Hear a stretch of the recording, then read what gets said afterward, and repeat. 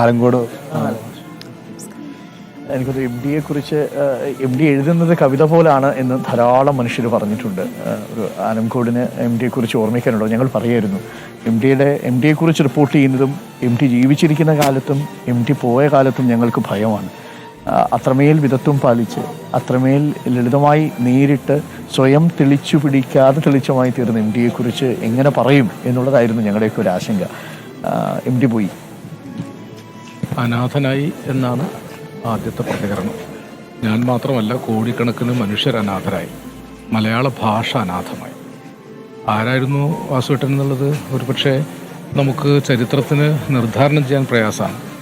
അക്ഷരം കൊണ്ട് ഒരു മനുഷ്യൻ ലോകത്തെ കീഴടക്കിയതാണ്.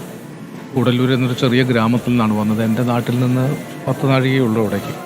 ഒരു ഉൾനാടൻ ഗ്രാമമാണ്. അവിടെ നിന്ന് ഒരുപക്ഷെ തോമസ് ഹാർഡിയുടെ എസെക്സ് പോലെയും ഫോക്നറുടെ യോഗ്നപ്പാട്ട പോലെയും മക്കൊണ്ട പോലെയും ഒരു പേര് പറയാത്തൊരു ഗ്രാമം. കൂടല്ലൂരെന്ന് പറഞ്ഞിട്ടില്ല. ആ ഗ്രാമത്തിലിരുന്നൊരു മനുഷ്യൻ ലോകത്തിലെ മനുഷ്യരുടെ മുഴുവൻ വ്യഥകൾ കണ്ടു. അനാഥരും ദുഃഖിതരും തിരസ്കൃതരും നിന്ദിതരും നിരാശ്രയരും അന്യഥ ആരുമില്ലാത്തവരുമായ മനുഷ്യർക്ക് വേണ്ടി എഴുതി. എം ടിയുടെ രാഷ്ട്രീയം അതാണ്. എം ടി എഴുതിയത് അനാഥർക്ക് വേണ്ടിയാണ്, ഒറ്റപ്പെട്ടവർക്ക് വേണ്ടിയാണ്. അതുകൊണ്ട് ഈ ഔപചാരികതകളിലൊന്നും അദ്ദേഹത്തിന് വിശ്വാസം ഉണ്ടായിരുന്നില്ല. കൊണ്ടാടപ്പെട്ടത് ഒരു കാര്യങ്ങളിലും അദ്ദേഹത്തിന് അന്നും ഉണ്ടായിരുന്നില്ല. അദ്ദേഹം അങ്ങനെ ഭംഗി വാക്കുകൾ പറഞ്ഞില്ല. ആരെയും സന്തോഷിപ്പിക്കാൻ വേണ്ടി എന്തെങ്കിലും കാണിച്ചില്ല. പച്ചമനുഷ്യനായി ജീവിച്ചു. അകത്ത് അപാരമായ സ്നേഹത്തിൻ്റെ സമുദ്രങ്ങളെ കൊണ്ടു നടന്നു. 10-35 വർഷമായി അദ്ദേഹത്തിൻ്റെ പുരിക കൂടി ചലിക്കുമ്പോൾ അദ്ദേഹം ആഗ്രഹിക്കുന്നത് എന്താണെന്ന് അറിഞ്ഞുകൊണ്ട് കൂടെ നിന്നു. അതൊന്നും പറയില്ല. ഈ തിരൂർ തുഞ്ചൻ പറമ്പുമായി ബന്ധപ്പെട്ട ചില ഓർമ്മകൾ ഉണ്ടാവുമല്ലോ. തീർച്ചയായിട്ടും ഞാൻ അദ്ദേഹത്തിൻ്റെ കൂടെ ഒരു 33 വർഷത്തോളമായി അദ്ദേഹം അവിടെ വന്നതിൽക്കുണ്ട്. അത് വിളിച്ചും പറഞ്ഞും കേൾക്കാൻ ഒരുത്തൻ എന്ന നിലയ്ക്ക് കൂടെ നിർത്തിയതാണ്. കാരണം ഞാൻ ഏതെങ്കിലും നോമിനേഷനിൽ വന്നതല്ല, വാസുവേട്ടൻ ഒരാളായിട്ട് വന്നതാണ്. അന്നു മുതൽ ഇന്നേ വരെ വാസുവേട്ടൻ ഒരു കയ്യാളായി, ഒരു ഭൂതഗണത്തിൽ ഒരാളായിട്ടാണ് പ്രവർത്തിച്ചത്. ഒരു വാക്ക് പോലും അദ്ദേഹം വേദനിപ്പിക്കുന്ന വിധത്തിൽ പറഞ്ഞിട്ടില്ല. അങ്ങനെ ചെയ്യരുത്, ഇങ്ങനെ ചെയ്യൂ എന്ന് പറഞ്ഞിട്ടില്ല. അദ്ദേഹം അവിടെ ഇരുന്നാൽ ഞങ്ങൾക്ക് അറിയാം എന്താണ് വേണ്ടത്. മലയാള ഭാഷയ്ക്ക് മാത്രമല്ല, ലോക ഭാഷകളിൽ ഇങ്ങനൊരു സ്മാരകമില്ല. ഭാഷാപിതാവിനും ഭാഷയ്ക്കും വേണ്ടി ഒരു സ്മാരകം ഉണ്ടാക്കാൻ 3.5 പതിറ്റാണ്ട് തൻ്റെ സകല പ്രതിഭയും അദ്ദേഹം ഉപയോഗിച്ചു. തൻ്റെ പ്രശസ്തി മുഴുവൻ വിറ്റ് കാശാക്കി. തെരുവുതണ്ടിയെപ്പോലെ തന്നെ വേണമെങ്കിൽ തെണ്ടി തിരിഞ്ഞ് പണമുണ്ടാക്കി തുഞ്ചൻ പറമ്പിനെ സംരക്ഷിച്ചു. ഇനി അതാണ് ആ തുഞ്ചൻ പറമ്പ് ഭാഷയും അനാഥമാക്കാതെ നോക്കാൻ നമുക്കൊരു ഉത്തരവാദിത്വമുണ്ട്.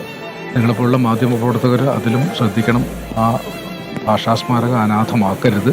അദ്ദേഹം സങ്കല്പിച്ചതുപോലെ ലോകോത്തര ഭാഷാ കേന്ദ്രമായിട്ട് അത് മാറ്റാൻ എല്ലാവരുടെയും ഒരു പിന്തുണ ഉണ്ടാവണം. അതാണ് നമുക്ക് അദ്ദേഹത്തിന് ചെയ്യാവുന്ന ഏറ്റവും വലിയ. ഭാഷയെക്കുറിച്ച് അദ്ദേഹത്തിന് ഭയങ്കര കണിശതയുണ്ടായിരുന്നു. ഭാഷ തെറ്റുകൂടാതെ ഉപയോഗിക്കുക, അതായത് പുതിയ തലമുറ മലയാളം അറിയാതെ പോകരുത് എന്ന് അദ്ദേഹം ഇടയ്ക്കിടയ്ക്ക് പറയാറുണ്ടായിരുന്നു. അതോടൊപ്പം അദ്ദേഹത്തിൻ്റെ ഭാഷയും ആർക്കും മനസ്സിലാകുന്ന ഭാഷയാണല്ലോ. അപ്പോൾ അതേക്കുറിച്ച് താങ്കൾക്കൊരു. എൻ്റെ ഭാഷ ഞാനാണ് എന്നാണ് എം ടി പറഞ്ഞത്. ഞാൻ തന്നെയാണ് എൻ്റെ ഭാഷ. അപ്പോൾ അത് എം ടിയുടെ ഒരു എഴുത്തിൽ ഇത്രയും പാരായണക്ഷമമായി എഴുതിയ ഒരു എഴുത്തുകാരൻ മലയാളത്തിൽ ബഷീറിന് ശേഷം എന്ന് വേണമെങ്കിൽ പറയാം. ബഷീറിന് ശേഷം ഉണ്ടായിട്ടില്ല. കാൽപ്പനിക ഭംഗിയല്ല, അദ്ദേഹം ജീവിതമാണ് എഴുതിയത്. വൈലോപ്പിള്ളി പറഞ്ഞതുപോലെ ഞങ്ങൾക്ക് ജീവിതത്തിൻ്റെ കടലാണ് മഷിപ്പാത്രം എന്നത് പറഞ്ഞതുപോലെ ജീവിതാനുഭവങ്ങളൊന്നല്ലാതെ ഒന്നും എഴുതിയിട്ടില്ല. അതൊരു പക്ഷേ ഹസ്തിനപുരത്തെ കഥ പറയുമ്പോഴും ആ ഭീമൻ നമുക്ക് പരിചയമുള്ള ഒരാളാണ്. നമ്മുടെ നാട്ടിലൊരു ഭീമനാണ്.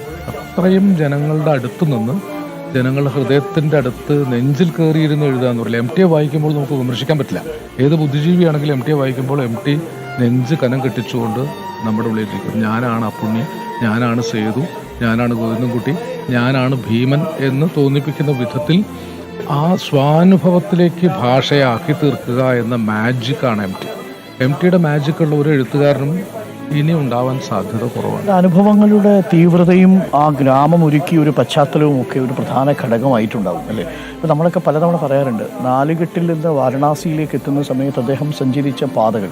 ഞാൻ പാലക്കാട് വിക്ടോറിയ കോളേജിൽ പോയി ഞങ്ങളൊക്കെ നോക്കി നിന്നിട്ടുണ്ട്. ഈ ഹോസ്റ്റലിൽ നിന്നാണല്ലോ ഒരു എഴുത്തുകാരൻ്റെ ആദ്യത്തെ കൃതി പുറത്തു വരുന്നത്. അതായത് ശ്രദ്ധിക്കപ്പെടുന്ന രീതിയിൽ ഒരു രക്തം പുരണ്ട മൺതരികൾ പുറത്തു വരുന്നത്.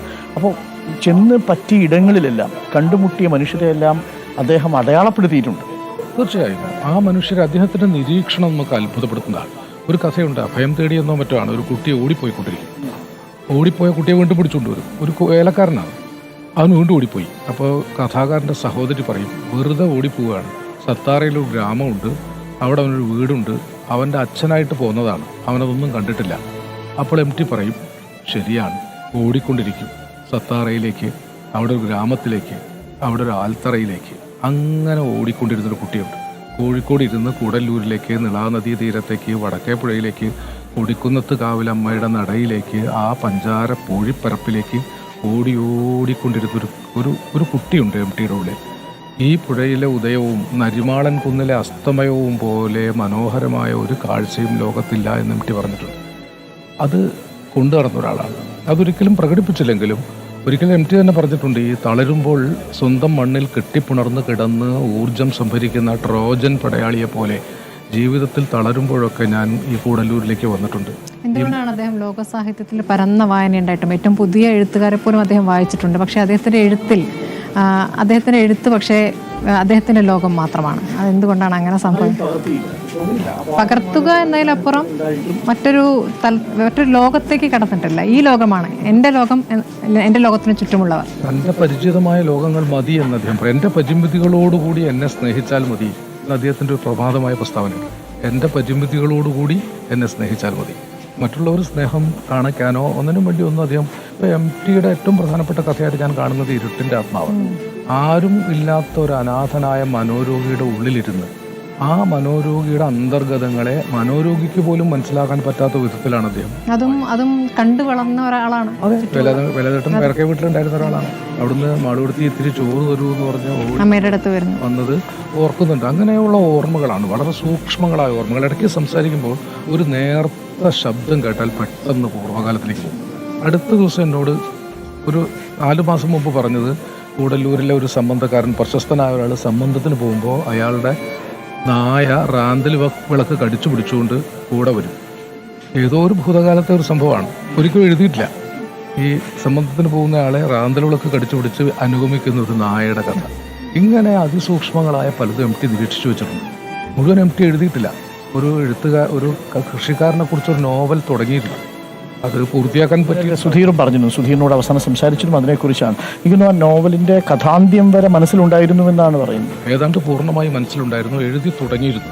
ഞാനൊരിക്കൽ ചോദിച്ചപ്പോൾ പറഞ്ഞു തീർക്കണം, അത്രമാത്രമേ പറഞ്ഞുള്ളൂ. ഇത് നിവൃത്തിയില്ലല്ലോ, അത് പൂർത്തിയാക്കാനും ആർക്കും സാധിക്കില്ല. അദ്ദേഹം പൂർത്തിയാക്കി മനസ്സിൽ എഴുതി തീർത്തിട്ടുണ്ടാവും. അദ്ദേഹത്തിന്റെ എഴുത്തിന്റെ ശൈലി എങ്ങനെയാണെന്നുള്ള അദ്ദേഹം പറയാറ്. മനസ്സിലാദ്യം എഴുതി തീർത്ത ശേഷം പൂർണ്ണമായി മനസ്സിലുണ്ടായിരുന്നിരിക്കും. ശ്രീ ആലങ്കോട് പറഞ്ഞതുപോലെ ഇനി തുഞ്ചൻപറമ്പും മലയാള ഭാഷയും അനാഥമായി എന്നൊരു തോന്നലുണ്ടാവാതിരിക്കണം. അതൊരു വ്യക്തിയെ കൊണ്ടല്ല, ഒരു വ്യക്തിക്ക് പകരം മറ്റൊരു വ്യക്തിയാവില്ല. എം ടിക്ക് തീരെ പകരം ഒരു വ്യക്തിയാവില്ലല്ലോ. പക്ഷെ നമ്മുടെ